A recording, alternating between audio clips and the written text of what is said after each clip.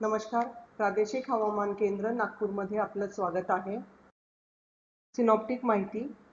वातावरणाच्या खालच्या थरात एक चक्रीय परिवलन नॉर्थ वेस्ट MP वर स्थित आहे. तसेच एक परिवलन बिहारवर स्थित आहे. यावर आधारित पुढील 3 दिवस हवामानाचा अंदाज असा आहे. दिवस 1-7 जून विदर्भातील जिल्हे बुलढाणा, अकोला, वाशिम, यवतमाळ, वर्धा, चंद्रपूरमध्ये विरळ ठिकाणी हलका ते मध्यम स्वरूपाचा पाऊस आणि अमरावती, नागपूर, भंडारा, गोंदिया, गडचिरोलीमध्ये तुरळक ठिकाणी हलका ते मध्यम पाऊस.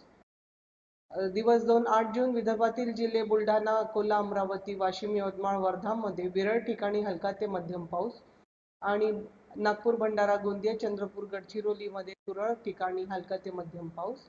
दिवस 3-9 जून विदर्भातील जिल्हे बुलढाणा, अकोला, अमरावती, वाशिम, यवतमाळ, वर्धा विरळ ठिकाणी हलका ते मध्यम पाऊस आणि नागपूर, भंडारा, गोंदिया, चंद्रपूर, गडचिरोलीमध्ये तुरळक ठिकाणी हलका ते मध्यम स्वरूपाच्या पावसाची शक्यता आहे. हवामानाचा इशारा. दिवस 1-7 जून विदर्भातील जिल्हे बुलढाणा, वाशिम आणि यवतमाळमध्ये सतर्कतेचा इशारा देण्यात आलेला आहे.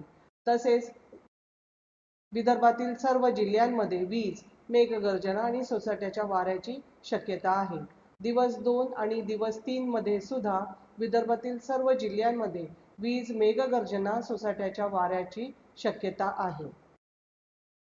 स्थानिक शहर हवामानाचा अंदाज.